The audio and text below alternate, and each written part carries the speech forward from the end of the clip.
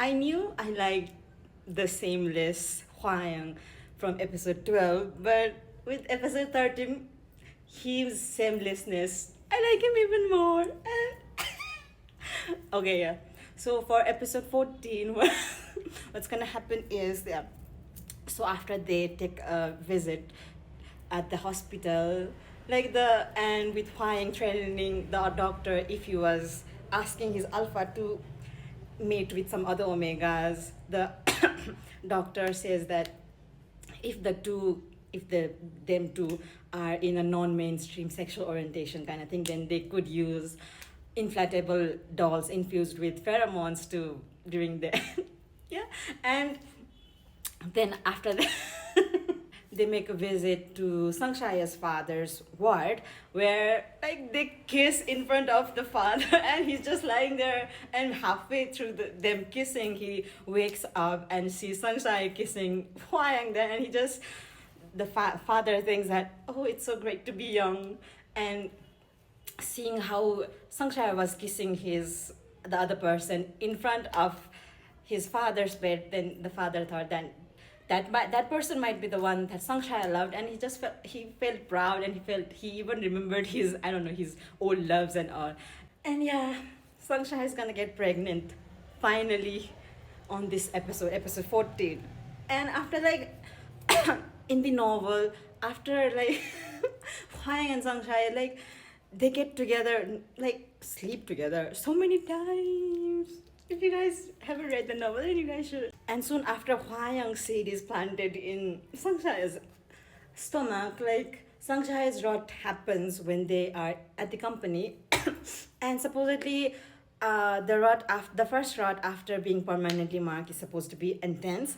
And Hwayang and Sangshaya do it at the office. And though it's described in using nature metaphors, it was pretty intense because as per one secretary who passed by the lounge where they did the deed, he saw Hwayang coming out and taking 2 packets of tissues and getting back inside, yeah. And after that, yeah, oh, at that time, Sun Shaojing was also waiting for Sangshaya at the company. The two brothers talk, and Sung Shaojing says how he was wrong and he's gonna change, and just to help him this time. And Sangshaya helps him, and seeing how he helped him, Sung Shaojing becomes very much, okay, so I have to use the soft ropes in order to fool my brother or something like that. And yeah, and for about a week after the two brothers had a talk, Song Shaoqing shows that he is a changed person by regularly calling Sang Yo and asking if he had eaten or not, and if how his health was, and regularly visiting their father.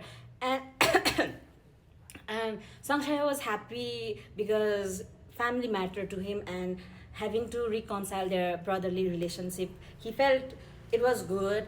And but it was hard for him to get used to it, and he was even shy, so he would rarely reply to the messages, and even if he did, he would only reply with yes or okay, something like that. And he felt that it was good from his side, from his POV. He felt that it was good and it was appropriate, but Sang Sa-ching he still felt that his brother was looking down at him, and he was planning to get at him. And one time, after about a week, he called Sang Shayo, and at that time, Sang Shayo and Hwai were actually doing at the office, at the desk.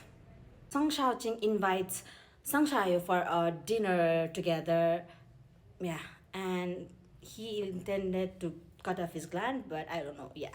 And for Sumulang and Gautu, whatever I have said in my previous videos is yet to be shown. And if you guys are interested in knowing, I have said so much things about them, about their story in my previous videos.